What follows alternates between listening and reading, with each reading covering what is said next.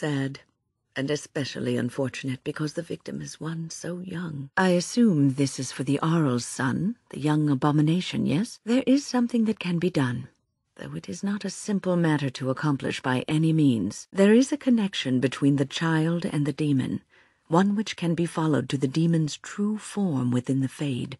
There the demon can be battled directly. The difficulty lies in entering the Fade. Only a mage can do so, but it requires a ritual that calls for both lyrium and a group of mages. And we possess neither of those things, obviously. And even had we those things, there is no guarantee that a single mage, alone, could defeat the demon that controls the child. His actions were driven by childish naivete. There was no malice intended. Connor is as much a victim as anyone here. This should not have happened. The child should have received proper schooling. An apostate and a blood mage. Jowan did not even take the harrowing test before he fled from the circle. He is no more qualified to teach than a rabid squirrel. That is exactly what I mean. Connor was probably never made aware of how dangerous his powers were. That should be the first lesson. They must learn discipline before they even try experimenting with spells. Who knows what bad habits Jowan may have encouraged, what haphazard form his lessons took? You of all people should know that he is woefully ill-suited for teaching. He was still an apprentice himself when he fled the circle. She was not thinking about what was best for Connor. She was concerned with what was best for her, that she didn't lose him. If I had to blame anyone, it would be the Lady Isolde. And look, now she may lose him anyway. The short-sighted, selfish fool! You cannot hide the talent in a child any more than you can hide a blazing fire. It needs to be watched and tended to, that it may burn brightly, but safely. You don't throw a rug over it or shut it in a closet, trying to smother it. It will flare up when you least expect it. I fear that there will be no solution that will make everything better, and so we meet Jowan again. It must hurt you to see what he has become. He was your fellow apprentice. Perhaps you even considered him your friend. I spoke to him a year ago. He sounded like a nice boy. Earnest, a little awkward, perhaps. He talked about you with both awe and resentment. It seems he's made several bad decisions over the course of his life. Still, I can't help but feel sorry for him. You can't blame yourself for his mistakes. Jowan chose his path. Ah, Lily, the girl from the chantry.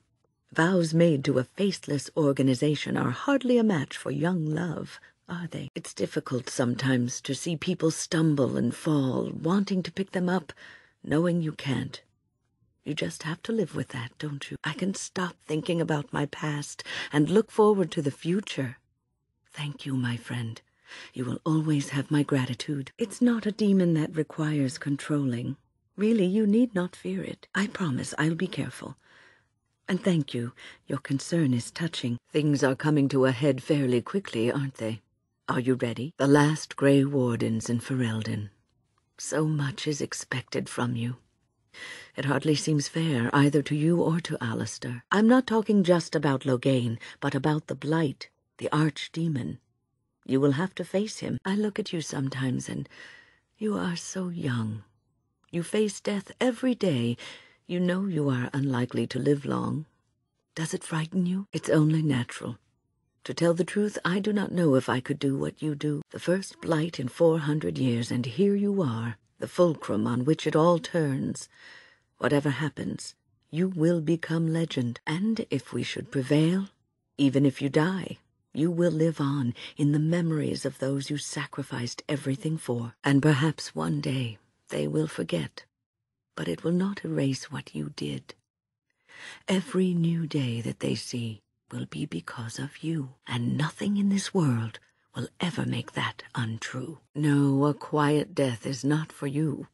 Your passing will be glorious. You will blaze like a falling star, lighting up the night sky. Hardly. And you sacrifice, that others may live.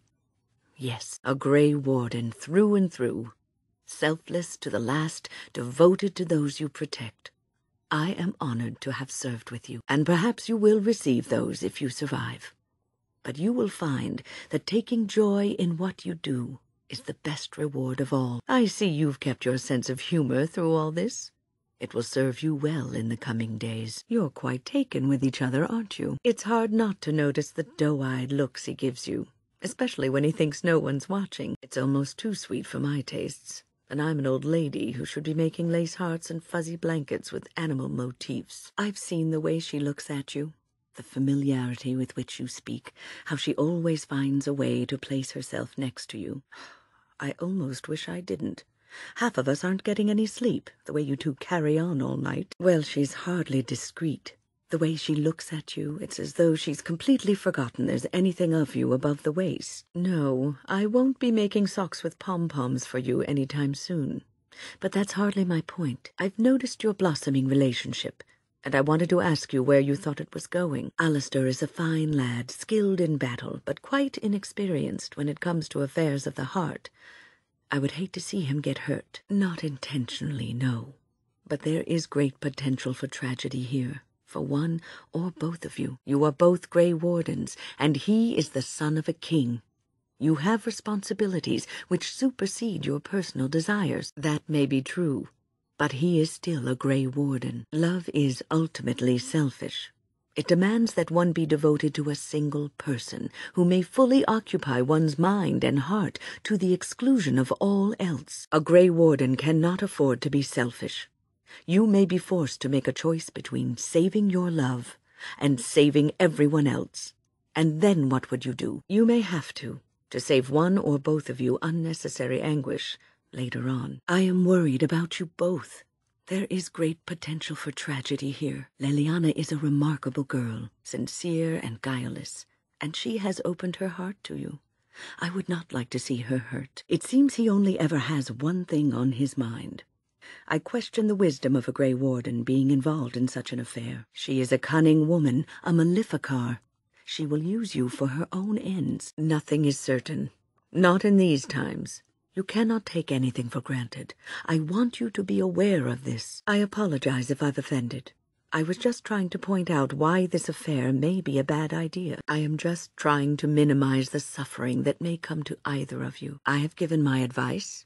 Do with it what you will. If you insist, obviously not, if you think that this fling of yours is going to endure. I know more about love's enchantment and its perils than I care to tell. But perhaps this is one lesson that cannot be taught. You are a Grey Warden. You have responsibilities which supersede your personal desires, which is why I worry.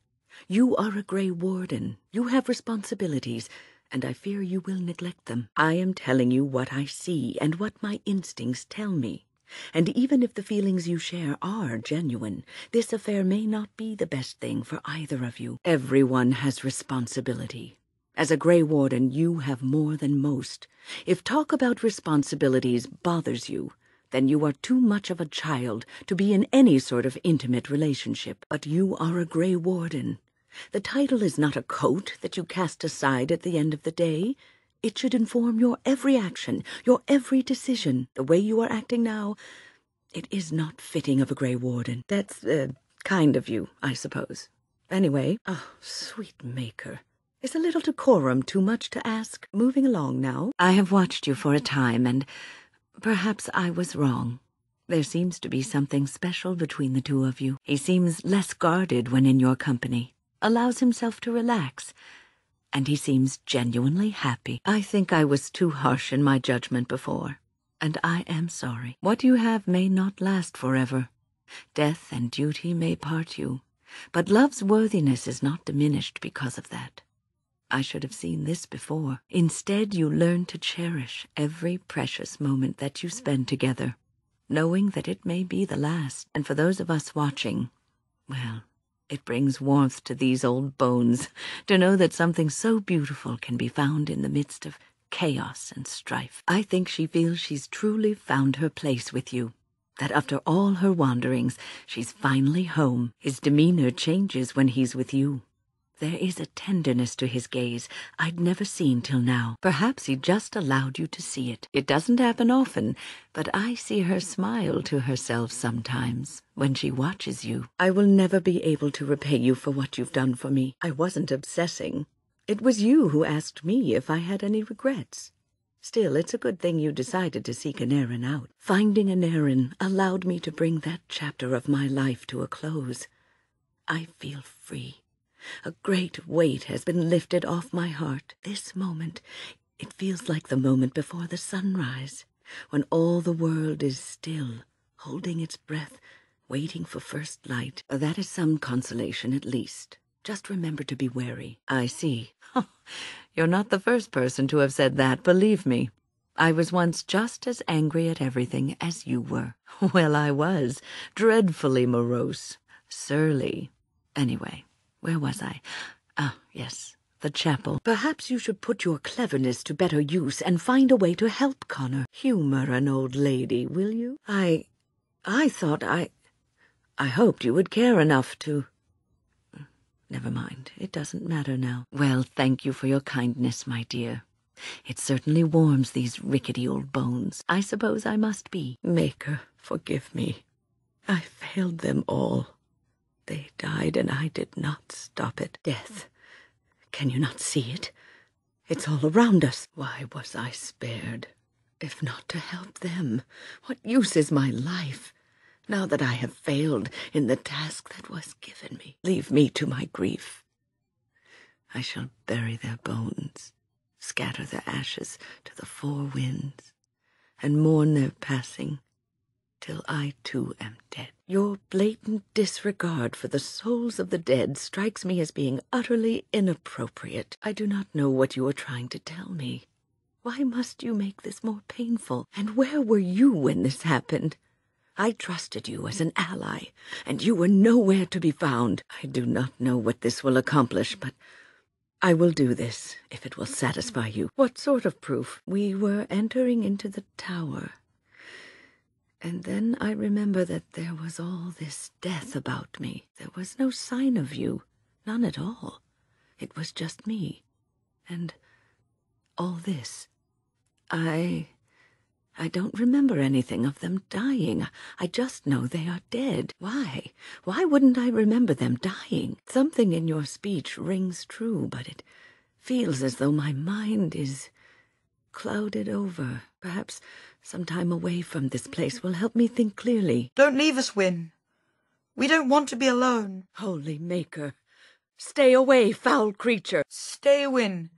Sleep soundly in the comforting embrace of the earth. Do not fight it. You belong here with us. No, not yet. My task is not yet done. It is not time yet. Come away to your rest. The Fade. I have not considered that. I have always had an affinity for the Fade, and I would assume I would be able to recognize it. It is difficult to focus. It feels as though something is stopping me from concentrating. I've never had so much trouble. You do not know me. You have no right to make such judgments. How can I disbelieve what I see, what I hear and smell and feel? What about all this?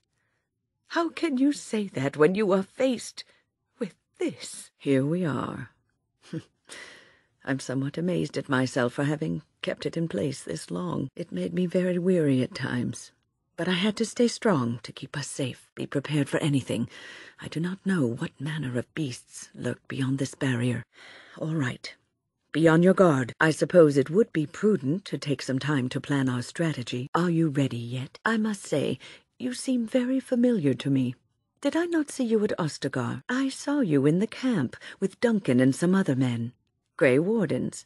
You are one of them, are you not? And you too are a Grey Warden, are you not, young sir? Yes, ma'am, you are correct. And please call me Alistair. I am pleased to meet you, Alistair. I am sorry for what happened to your comrades.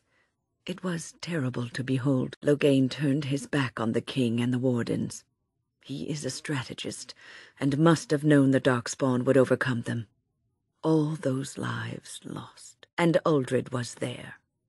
If I find out he knew Loghain was planning this, well, I won't elaborate. It's perfectly all right to think about the many indignities you plan to inflict on your enemies. But to talk about it, well, that would be unladylike. We should get going, unless you have something else to say. Oh, yes, he will get what's coming to him eventually. If I have any say in the matter. Yes, I did. I'm sure of it now. Yes? Is there something you wish to discuss? If not, we should hurry. Time is of the essence. Yes. It was so real I could even remember their screams. Terrible screams. Thank you for taking me from that. The images are fading from my mind as we speak. I think I will be all right. Adrala was a bard in the service of divine Clemens I. During the Second Exalted March, the schism had split the chantry into the one we know and the imperial chantry in Tevinter. There was much mistrust of the Tevinter Imperium at this time. As you can imagine, even though the imperial chantry forbade blood magic, the chantry, our chantry, did not believe them. After all, many of the Tevinter mages, and even their magister lords, had used blood magic with impunity throughout history. Together, with the help of the chantry and its Templars, Adrala wrote the litany to protect against the mind-controlling abilities of blood mages. I don't see why it shouldn't. Reciting the litany breaks any existing mind control and prevents future attempts at domination from being successful. It is just a spell, like any other spell. Any mage should be able to recite it. All you need to know, then, about the litany is that it protects one from blood mage mind control. I suppose you would not have had much contact with him. Aldred. It's uncharitable of me to speak this way, but I never liked him. He was a squirrely, twitchy sort of person. He never mentored the apprentices, never taught. He didn't seem to care much for the circle. Only his own advancement. Call it woman's intuition. I'm sure Aldred has some redeeming qualities. He probably has a perfectly good reason for not displaying them. Perhaps I am. But he's done nothing to endear me to him. You have seen the demons, haven't you? We will doubtless see more of those, but I fear the abominations more. They are no longer human, and are driven only by their lust for destruction. Your confidence is both inspiring and disturbing. I hope you're right. I am old, but there's fight left in me yet. At the very least, I should be able to bend them over my knee and give them a sound spanking. Right now, when lives are at stake? Perhaps we should leave that for later. Besides, what is the point of that? One should let one's actions speak for themselves, and let others form their own opinions. Onward, then. Well, have you come to a decision? Thank you. Alone, I would probably have fallen to the demons myself. But with your help, we have a chance for success. You? You've returned to the tower? Why did the Templars let you through? Are you here to warn us? I see you still care about the Circle and our tower. Unfortunately, the Circle is in grave danger. You've heard, then. I suppose the Templars would not let you in without warning you first. They have the right of annulment. Forgive me, but I am in a rather unpredictable situation, and I must be wary of any new developments. The Templars have barred the doors. They will only open them if they intend to attack us. Is that what is happening? It's you. No, come no further. Grey Warden or no, I will strike you down where you stand. I am a mage of the Circle. More importantly, why are you here? The Templars would not let just anyone by. The tower is a place of learning. Young apprentices are always here. Why is that surprising? But this is no time to discuss that. Why are you here? Why did the Templars let you in? I will accept that for now. But what are you doing here, then? Stop, right there. Take another step, and I swear I will strike you down where you stand. I am Wynne, Mage of the Circle, and these children are under my protection. Who are you? And what is your purpose here? Have the Templars opened the door? Speak quickly. I'll have no games. And you were told that the Circle was in no shape to help you, I suppose. So why did the Templars let you in? Do they plan to attack the tower now? They sent for it, then. I feared they might have. What else could they do? Is that so? You'd think one would find a less perilous place to explore. Then you do serve the Templars, as I feared. Do they have the right of annulment? The order from the Grand Cleric, allowing the Templars to completely annul a circle.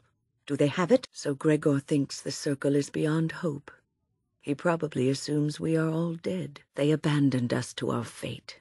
But even trapped as we are, we have survived. If they invoke the right, however, we will not be able to stand against them. If anyone could survive this, it would be the first enchanter Irving.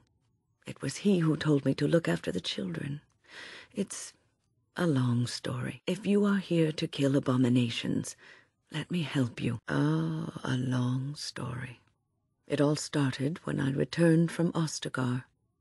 I was at that ill-fated battle, and I survived, barely. I was in no state to travel, so I stayed at Ostagar to recuperate and help the wounded.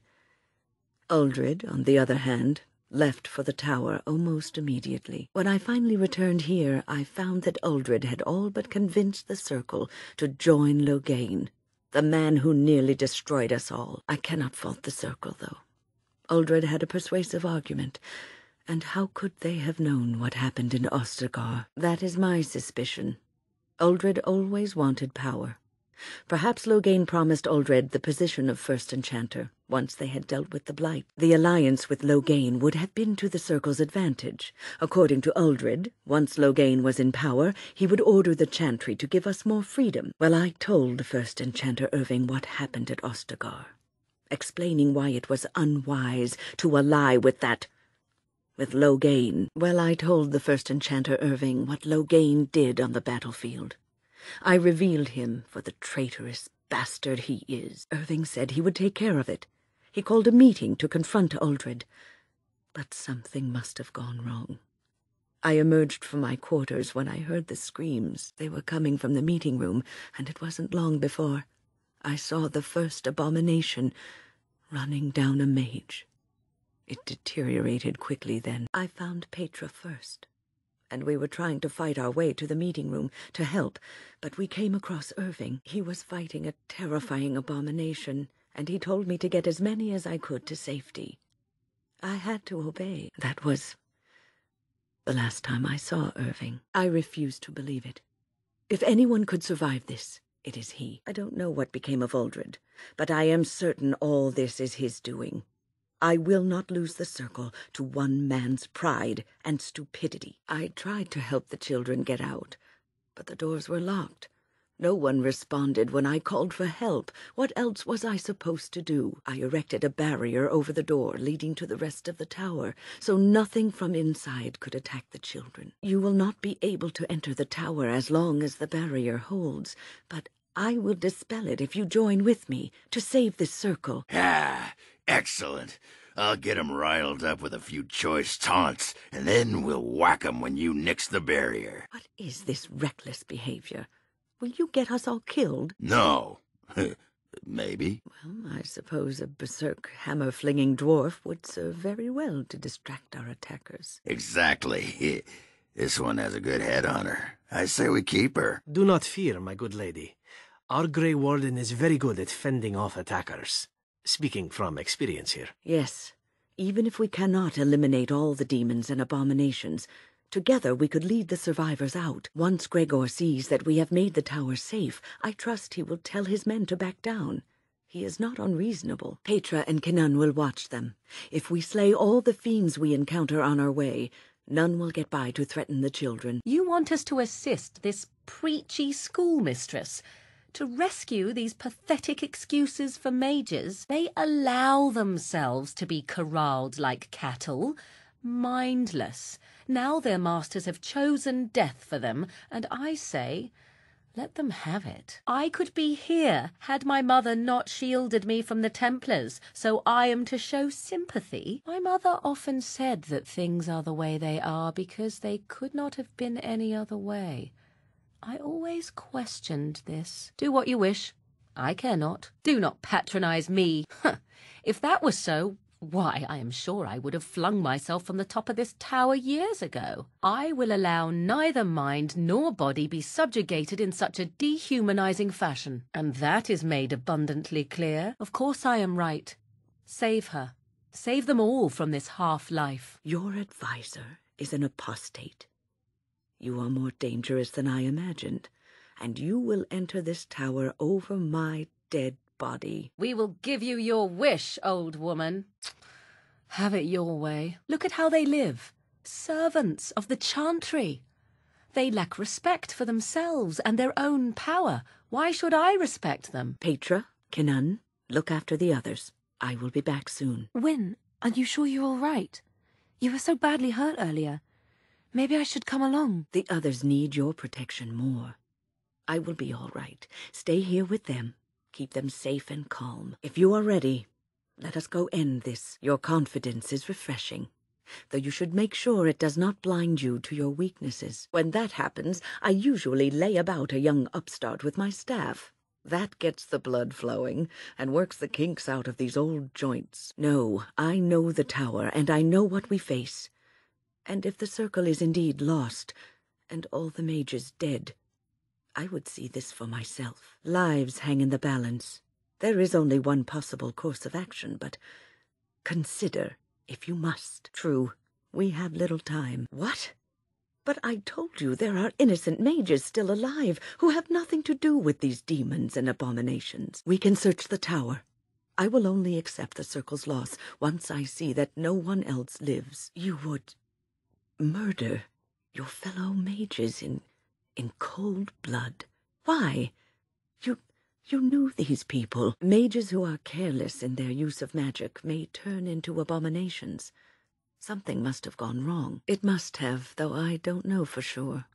The creatures came from that direction, as far as I could tell. Why are you saying this? You are a mage. You had friends here, family. Were your days in the tower so unbearable? Do these children deserve death too? Will they die by your hand? The common good. How can you claim the moral high ground when you propose to slaughter everyone in this tower? Even these children. There are always children in the tower. It is a place of learning. Or could you not imagine any survived? You're mad if you think I'll let you lay a finger on these children. I will fight you if you won't listen to reason. We should gain a better understanding of the situation before rushing in. Pointy end of sword first. I am not afraid of you. You are one of us. If you weren't a warden, it would be you in this tower fighting for survival.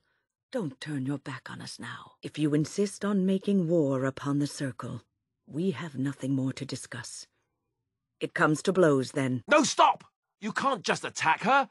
She's protected the children. She's not the one we should be wary of. Alistair is right.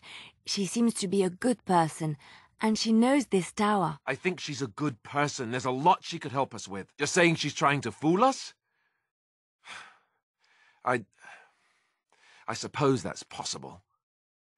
You could be right. Oh, do what you think is best. I have met very manipulative people, and she doesn't seem to be one. But I don't know. I will follow your lead. And maybe you're just grasping at straws. I'm not raising a hand to this old lady, and that's final. We're going to help you. I suspect there is more to this than even you know, and we should get to the bottom of it. We will help you. In times like these, we must rely on each other to survive. Please, tell us what you know. We won't do anything to threaten these children. Tell us what happened here. I detect no deceitfulness in what she has said. She seems truly concerned for the welfare of the children, and you should be too. Evidently a pretty bad one. All this kill everyone talk is just too drastic. Well, you're getting it anyway. Killing everything that moves isn't an option. I cannot just stand here and let you do something so despicable. Wait. She's trying to help these children and everyone else in this tower. You have to listen to her. She could help us. I will stop you, or die trying. So that is how you really feel. Thank you for that insight. Killing us solves nothing. But with training and education, mages learn to control their powers. Or what? I've dealt with every demon that has dared to threaten me in my own. You are a lesser menace than they. Knowing you must have been sent by the Templars does not endear you to me. Now I ask again, who are you and why are you here? I see. And did they tell you that you had to kill apprentices? Children, are you ready? Let it suffice to say that we had something of a revolt on our hands, led by a mage named Uldred. When he returned from the battle at Ostagar, he tried to take over the circle.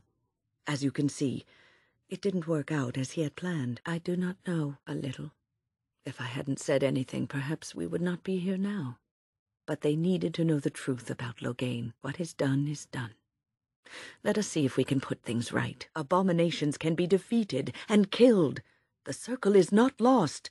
Not yet. Is it over? Thank the Maker for you. Wait, what's happening? Where are you going? Well, that's certainly conceivable. Anyway, I feel quite all right now. And it seems that my little trick could be useful in a pinch. Well, we can't all be quick-wit McSmartypants now, can we? Apparently you have the monopoly on cleverness. I didn't know I could either. No, I thought I was everything. Then our path is laid out before us. We must save Irving. You're back. Is there something I can help you with? Ah, you've changed your mind. I was hoping you would. I would be honored to fight by your side. Very well. Good luck to you then, Grey Warden. Now is not the time to talk, Warden. We must find a way out of this place. This is a nice estate, isn't it? Wait. You didn't take the litany from Niall, did you? We'll need it to save the mages. Whatever is going on up there, I don't think we'll have time to go back for the litany. The litany! Use it! Now! Uldred's trying something! Stop him! He's doing something to the mages! Use the litany! The litany! Quickly!